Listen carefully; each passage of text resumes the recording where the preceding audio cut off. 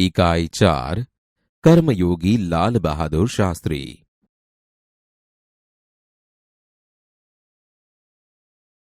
श्रवण कीजिए।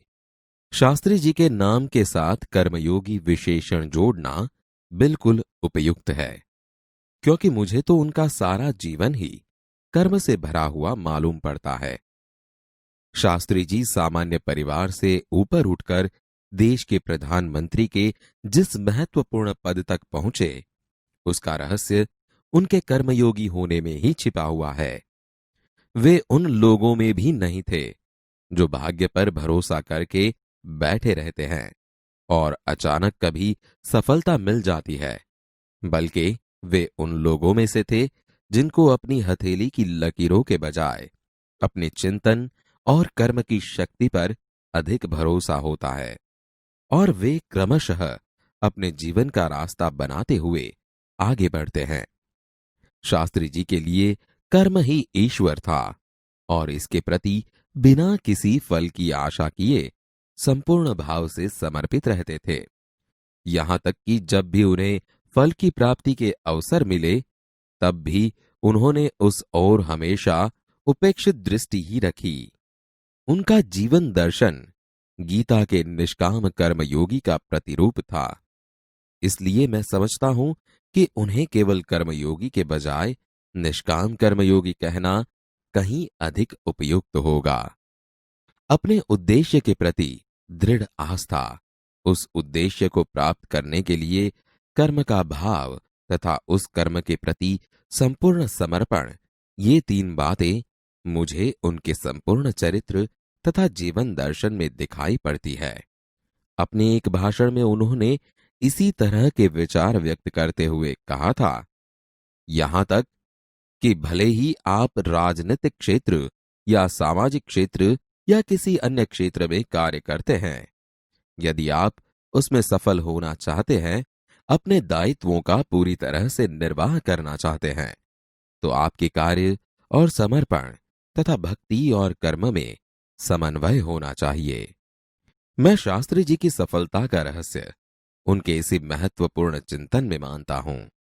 साथ ही यह भी मानता हूं कि किसी भी व्यक्ति, समाज और देश के विकास का रहस्य इसी भक्ति और कर्म के सिद्धांत में निहित है। शास्त्री जी का संपूर्ण जीवन श्रम, सेवा, सादगी और समर्पण का अनुपम उदाहरण है। उनके ये गुण केवल उनके कार्यों और विचारों में ही अभिव्यक्ति नहीं पाते थे, बल्कि उनको देखने से ही इन सभी भावों का एहसास हो जाता था।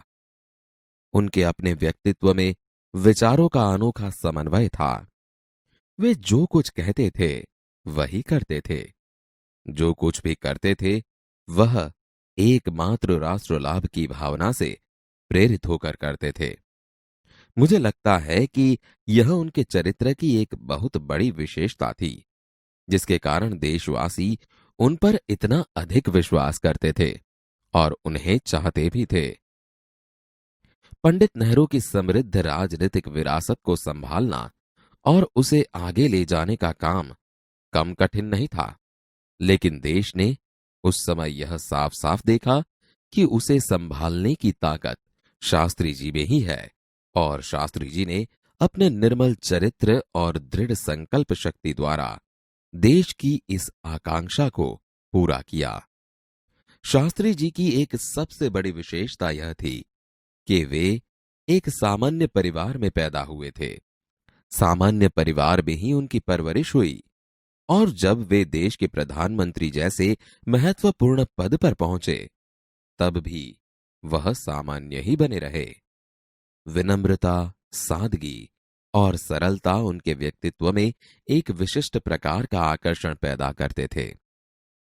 इस दृष्टि से शास्त्री जी का व्यक्तित्व बापू के अधिक करीब था, और कहना न होगा कि बापू से प्रभावित होकर ही सन 1921 में उन्होंने अपनी पढ़ाई छोड़ दी। शास्त्री जी पर भारतीय चिंतकों डॉक्टर भगवान दास तथा बापू का कुछ ऐसा प्रभाव रहा कि वह जीवन भर उन्हीं आदर्शों पर चलते रहे तथा औरों को इसके लिए प्रेरित करते रहे। शास्त्री जी के संबंध में मुझे बाइबल की वह उक्ति बिल्कुल सही जान पड़ती है कि विनम्र ही पृथ्वी के वारिस होंगे। शास्त्री जी ने हमारे देश के स्वतंत्रता संग्राम में तब प्रवेश किया था जब वे एक स्कूल में विद्यार्थी थे और उस समय उनकी उम्र 17 वर्ष की थी। गांधी जी के आह्वान पर वे स्कूल छोड़कर बाहर आ गए थे। इसके बाद काशी विद्यापीठ में उन्होंने अपनी शिक्षा पूरी की। उनका मन हमेशा देश की आजादी और सामाजिक कार्यों की ओर लगा रहा। परिणाम यह हुआ कि सन 1926 में वे लोक सेवा मंडल में शामिल हो गए, जिसके वे जीवन भर सदस्य रहे। इसमें शामिल होने के बाद से शास्त्री जी ने गांधी जी के विचारों के अनुरूप अछूतोद्वार के काम में अपने आप को लगाया। यहां से शास्त्री जी के जीवन का एक नया अध्याय प्रारंभ हो गया। सन 1930 में जब नमक कानून तोड़ो आंदोलन शुरू हुआ तो शास्त्री जी ने उसमें भाग लिया, जिसके परिणाम स्वरूप उन्हें जेल जाना पड़ा।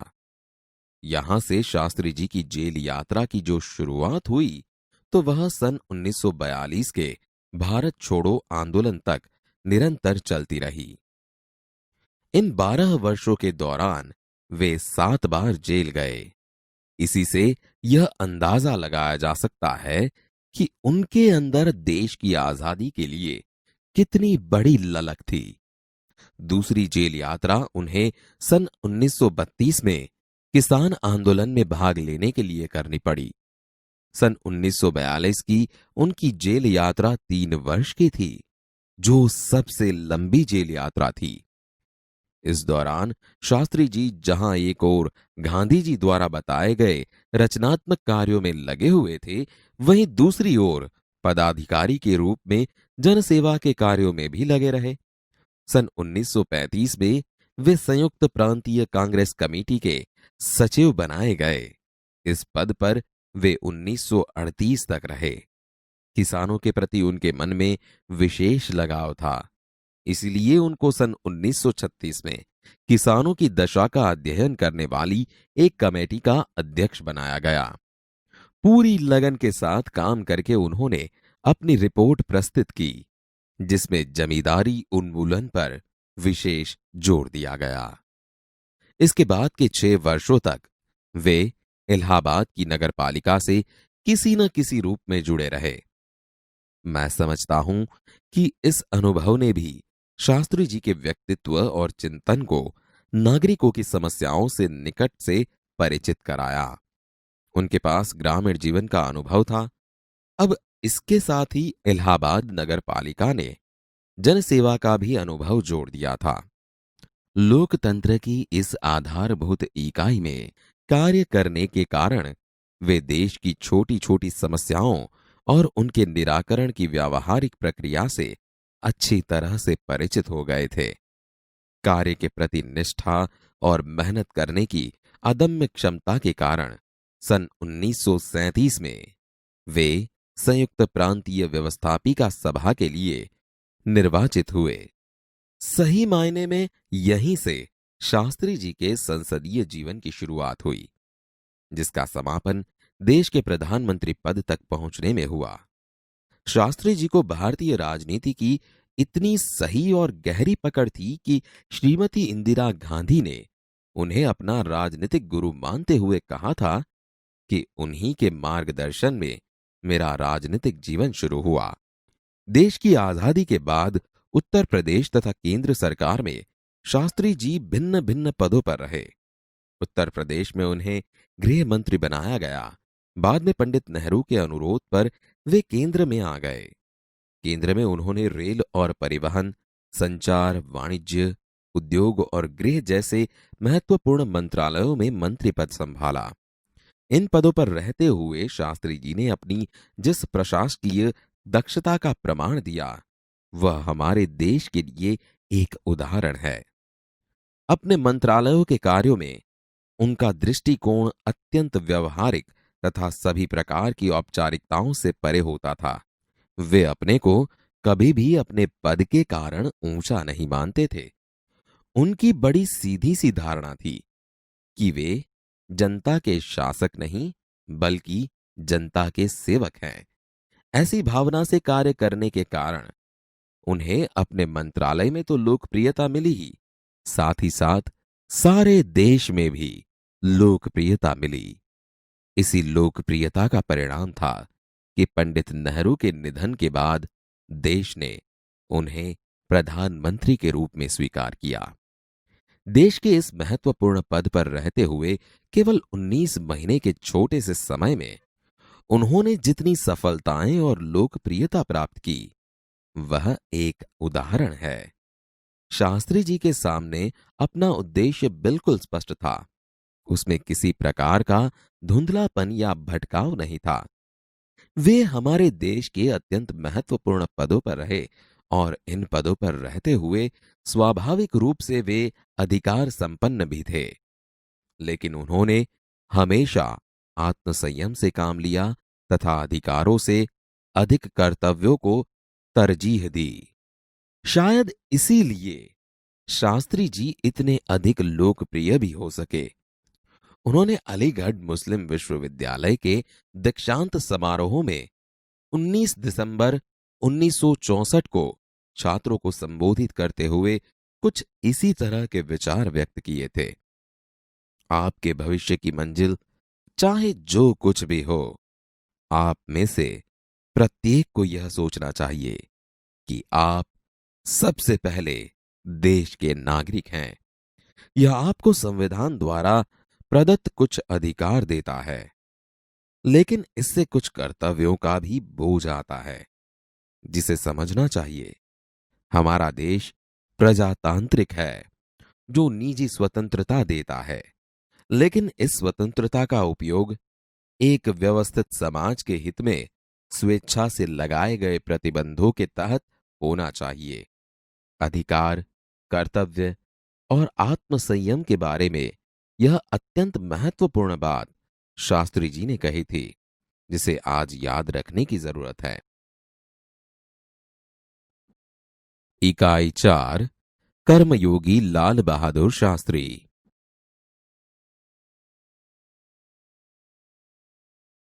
पठन कीजिए।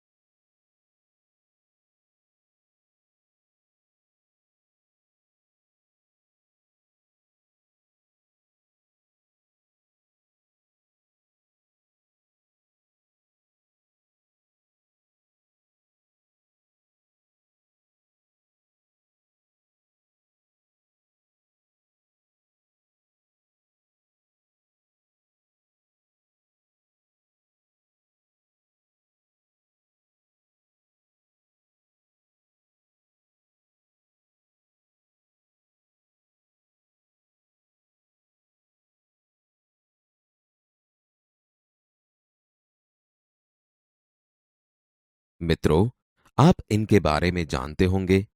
वे हमारे राष्ट्रपति थे। आज लेखक के नाते इनका परिचय प्राप्त करते हैं। नाम शंकर दयाल शर्मा। जन्मतिथि 19 अगस्त 1918। मृत्यु तिथि 26 दिसंबर 1999। जन्मस्थान भोपाल, मध्य प्रदेश। विशेष हमारे देश के राष्ट्रपति। राष्ट्रपति काल 1992 से 1997। हाँ तो मित्रों, शंकर दयाल शर्मा हमारे 9वें राष्ट्रपति थे। उनकी प्रारंभिक शिक्षा मध्य प्रदेश में हुई। उन्होंने इलाहाबाद तथा लखनऊ विश्वविद्यालय में पढ़ाई की और एमए एलएलबी की उपाधि प्राप्त की। राजनीतिक जीवन में वे विधायक, सांसद से राज्यपाल, उपराष्ट्रपति और राष्ट्रपति पद पर रहे। हिंदी और अंग्रेजी दोनों भाषाओं में उन्होंने अनेक पुस्तकें लिखीं, जैसे कि देशमणि, हमारे पथ प्रदर्शक, प्रतिष्ठित भारतीय, हमारे चिंतन की मूलधारा इत्यादि। शास्त्री जी के नाम के साथ कर्मयोगी विशेषण जोड़ना बिल्कुल उपयुक्त है, क्योंकि मुझे तो उनका सारा जीवन ही कर्म से भरा हुआ मालूम पड़ता है। शास्त्री जी सामान्य परिवार से ऊपर उठकर देश के प्रधानमंत्री के जिस महत्वपूर्ण पद तक पहुंचे, उसका रहस्य उनके कर्मयोगी होने में ही छिपा हुआ है। वे उन लोगों में भी नहीं थे जो भाग्य पर भरोसा करके बैठे रहते हैं और अचानक कभी सफलता मिल जाती है, बल्कि वे उन लोगों में से थे जिनको अपनी हथेली की लकीरों के बजाय अपने चिंतन और कर्म की शक्ति पर अधिक भरोसा होता है, और वे क्रमशः अपने जीवन का रास्ता बनाते हुए आगे बढ़ते हैं। शास्त्री जी के लिए कर्म ही ईश्वर था और इसके प्रति बिना किसी फल की आशा किए संपूर्ण भाव से समर्पित रहते थे। यहां तक कि जब भी उन्हें फल की प्राप्ति के अवसर मिले, तब भी उन्होंने उस ओर हमेशा उपेक्षित दृष्टि ही रखी। उनका जीवन दर्शन गीता के निष्काम कर्मयोगी का प्रतिरूप था। इसलिए मैं समझता हूं कि उन्हें केवल कर्मयोगी के बजाय निष्काम कर्मयोगी कहना कहीं अधिक उपयुक्त होगा। अपने उद्देश्य के प्रति दृढ़ आस्था, उस उद्देश्य को प्राप्त करने के लिए कर्म का भाव तथा उस कर्म के प्रति संपूर्ण समर्पण, ये 3 बातें मुझे उनके संपूर्ण चरित्र तथा जीवन दर्शन में दिखाई पड़ती है। अपने एक भाषण में उन्होंने इसी तरह के विचार व्यक्त करते हुए कहा था, यहां तक कि भले ही आप राजनीतिक क्षेत्र या सामाजिक क्षेत्र या किसी अन्य क्षेत्र में कार्य करते हैं, यदि आप उसमें सफल होना चाहते हैं, अपने दायित्वों का पूरी तरह से निर्वाह करना चाहते हैं, तो आपके कार्य और समर्पण तथा भक्ति और कर्म में समन्वय होना चाहिए। मैं शास्त्री जी की सफलता का रहस्य उनके इसी महत्वपूर्ण चिंतन में मानता हूं। साथ ही यह भी मानता हूं कि किसी भी व्यक्ति, समाज और देश के विकास का रहस्य इसी भक्ति और कर्म के सिद्धांत में निहित है। शास्त्री जी का संपूर्ण जीवन श्रम, सेवा, सादगी और समर्पण का अनुपम उदाहरण है। उनके ये गुण केवल उनके कार्यों और विचारों में ही अभिव्यक्ति नहीं पाते थे, बल्कि उनको देखने से ही इन सभी भावों का एहसास हो जाता था। उनके अपने व्यक्तित्व में विचारों का अनोखा समन्वय था। वे जो कुछ कहते थे वही करते थे। जो कुछ भी करते थे वह एकमात्र राष्ट्र लाभ की भावना से प्रेरित होकर करते थे। मुझे लगता है कि यह उनके चरित्र की एक बहुत बड़ी विशेषता थी, जिसके कारण देशवासी उन पर इतना अधिक विश्वास करते थे और उन्हें चाहते भी थे। पंडित नेहरू की समृद्ध राजनीतिक विरासत को संभालना और उसे आगे ले जाने का काम कम कठिन नहीं था, लेकिन देश ने उस समय यह साफ साफ देखा कि उसे संभालने की ताकत शास्त्री जी में ही है और शास्त्री जी ने अपने निर्मल चरित्र और दृढ़ संकल्प शक्ति द्वारा देश की इस आकांक्षा को पूरा किया। शास्त्री जी की एक सबसे बड़ी विशेषता यह थी कि वे एक सामान्य परिवार में पैदा हुए थे। सामान्य परिवार में ही उनकी परवरिश हुई और जब वे देश के प्रधानमंत्री जैसे महत्वपूर्ण पद पर पहुंचे तब भी वह सामान्य ही बने रहे। विनम्रता, सादगी और सरलता उनके व्यक्तित्व में एक विशिष्ट प्रकार का आकर्षण पैदा करते थे। इस दृष्टि से शास्त्री जी का व्यक्तित्व बापू के अधिक करीब था और कहना न होगा कि बापू से प्रभावित होकर ही सन 1921 में उन्होंने अपनी पढ़ाई छोड़ दी। शास्त्री जी पर भारतीय चिंतकों डॉक्टर भगवान दास तथा बापू का कुछ ऐसा प्रभाव रहा कि वह जीवन भर उन्हीं आदर्शों पर चलते रहे तथा औरों को इसके लिए प्रेरित करते रहे। शास्त्री जी के संबंध में मुझे बाइबल की वह उक्ति बिल्कुल सही जान पड़ती है कि विनम्र ही पृथ्वी के वारिस होंगे। शास्त्री जी ने हमारे देश के स्वतंत्रता संग्राम में तब प्रवेश किया था जब वे एक स्कूल में विद्यार्थी थे और उस समय उनकी उम्र 17 वर्ष की थी। गांधी जी के आह्वान पर वे स्कूल छोड़कर बाहर आ गए थे। इसके बाद काशी विद्यापीठ में उन्होंने अपनी शिक्षा पूरी की। उनका मन हमेशा देश की आजादी और सामाजिक कार्यों की ओर लगा रहा। परिणाम यह हुआ कि सन 1926 में वे लोक सेवा मंडल में शामिल हो गए, जिसके वे जीवन भर सदस्य रहे। इसमें शामिल होने के बाद से शास्त्री जी ने गांधी जी के विचारों के अनुरूप अछूतोद्धार के काम में अपने आप को लगाया। यहां से शास्त्री जी के जीवन का एक नया अध्याय प्रारंभ हो गया। सन 1930 में जब नमक कानून तोड़ो आंदोलन शुरू हुआ तो शास्त्री जी ने उसमें भाग लिया, जिसके परिणाम स्वरूप उन्हें जेल जाना पड़ा। यहां से शास्त्री जी की जेल यात्रा की जो शुरुआत हुई तो वह सन 1942 के भारत छोड़ो आंदोलन तक निरंतर चलती रही। इन 12 वर्षों के दौरान वे 7 बार जेल गए। इसी से यह अंदाजा लगाया जा सकता है कि उनके अंदर देश की आजादी के लिए कितनी बड़ी ललक थी। दूसरी जेल यात्रा उन्हें सन 1932 में किसान आंदोलन में भाग लेने के लिए करनी पड़ी। सन 1942 की उनकी जेल यात्रा 3 वर्ष की थी, जो सबसे लंबी जेल यात्रा थी।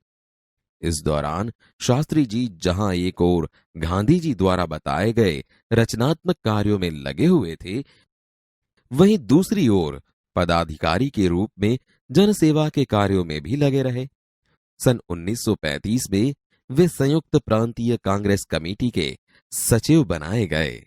इस पद पर वे 1938 तक रहे। किसानों के प्रति उनके मन में विशेष लगाव था, इसलिए उनको सन 1936 में किसानों की दशा का अध्ययन करने वाली एक कमेटी का अध्यक्ष बनाया गया। पूरी लगन के साथ काम करके उन्होंने अपनी रिपोर्ट प्रस्तुत की, जिसमें जमींदारी उन्मूलन पर विशेष जोर दिया गया।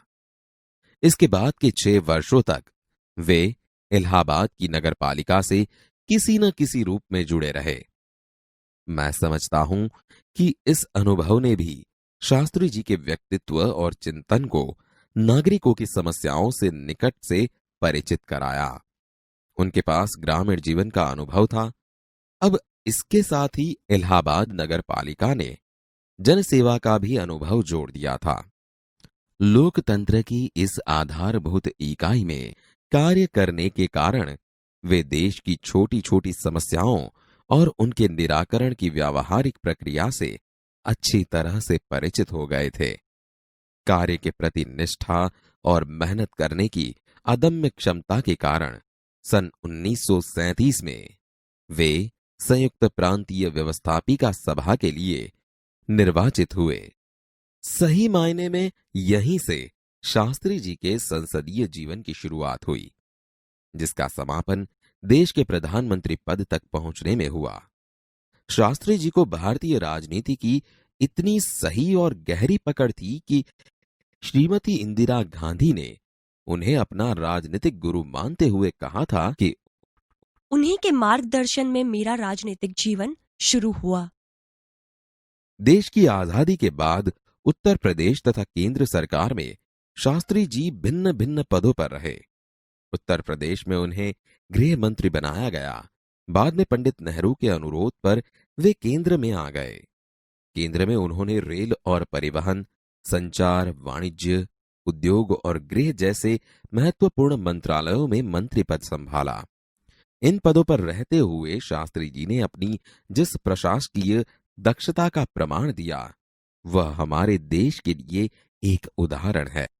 अपने मंत्रालयों के कार्यों में उनका दृष्टिकोण अत्यंत व्यवहारिक तथा सभी प्रकार की औपचारिकताओं से परे होता था। वे अपने को कभी भी अपने पद के कारण ऊंचा नहीं मानते थे। उनकी बड़ी सीधी सी धारणा थी कि वे जनता के शासक नहीं बल्कि जनता के सेवक हैं।